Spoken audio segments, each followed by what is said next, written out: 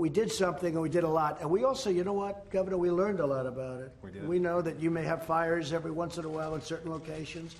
Some little ones, maybe some big ones, but you know how to shut it down. That's you might exactly want right. to speak about that. Sure, I would. I was talking with Dr. Birx about that. And so what we've done, we've been able to contain the spread of the coronavirus in Texas, but at the same time, we created these surge forces that will go out to regions where there are flare-ups. And it's like putting out a fire. We have a surge force working in the Panhandle in Texas right now, up in Amarillo and just north of Amarillo because of an outbreak at a meatpacking plant. There's several other issues with other meatpacking plants in Texas. Basically, there's only 3 categories causing any type of outbreak. There are meatpacking plants, there are jails, and there are senior centers.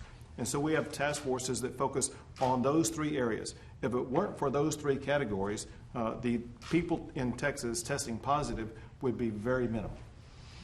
And the governor and I have spoken about what he's doing with senior citizen centers is incredible. The time and effort and love that you're giving to senior citizens, they were just what has gone on throughout the country in some instances, as you know, senior citizens areas. And the governor's really made that a point, really almost before anybody I can think of.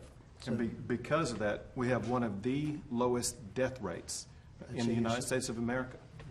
That's right. Last week in Odessa, Texas, police were used with an armored vehicle and guns drawn to shut down a bar that had opened up in going against the order. What role does police have in enforcing these kind of lockdown and social distancing orders? Well, there's different standards used in different communities. However, today I made one thing clear, and that is, as we go through this process of trying to maintain order in our states, as we are asking the people in our state to comply with these orders, we should not be taking these people and put them behind bars. These people who have spent their life building up a business and being told to shut it down and lose every penny they have, and then if they don't follow every little fine point of all the rules, they suddenly are subject to arrest. That is wrong. And that's why I issued another executive order today saying that in the state of Texas, no one can be put behind bars because they're not following an executive order.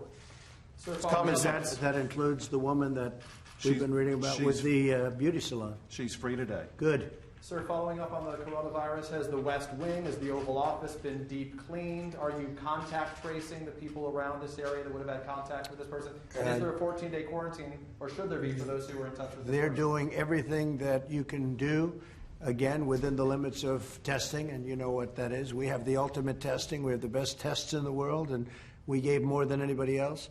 But I've always said testing is somewhat overrated, because what happens after somebody takes a test? What's going on there? And Mike was just saying the word essential workers. And as you know, essential workers are immune from that. Mike, do you want to maybe mention that? Well, from the CDC guidelines, it's been very clear that from the beginning of this outbreak, for anyone that comes into contact with someone with coronavirus, we early on recommended that people self-quarantine. That recommendation, of course, was before we had done, at this point, some 7.7 million tests around the country, and states like Texas are distributing tests very quickly to people that either have symptoms or are suspected to possibly have contracted the coronavirus. But with regard to essential workers, the President referred to, we've always had an exception. People to keep food on the table, people that are involved in public safety, most especially healthcare workers. We've asked them to continue to go to work by taking other countermeasures, including testing to ensure that they've not contracted the disease. And as the President indicated, the White House now is initiating an effort that the President and I not only will be tested every day, but I think everyone that comes into contact with the President will be tested every day. And so keeping the essential work here at the White House moving forward and our national response is the priority going forward. And the big thing is we've been tested. Every day, you said every day. Yes, Can I ask Dr. Birx a question about Texas? Yes, please. Dr. Birx, do you think that the Texas reopening plan is great? Are you thumbs up with them doing the 25% capacity for movie theaters and restaurants and the like? Yeah, no, we had a long discussion. We had a particular discussion, and I think many people know I don't understand the nail salon piece because I've never had my nails done, so I couldn't understand. It's true. So I didn't really understand it. So we talked about, not having them in the first opening wave because you can't really physical distance, and we had that discussion, and he agreed, and we've moved forward together, and I think it's those kind of dialogues, and I think what's really been impressive to me by the governors is how much they know about epidemiology.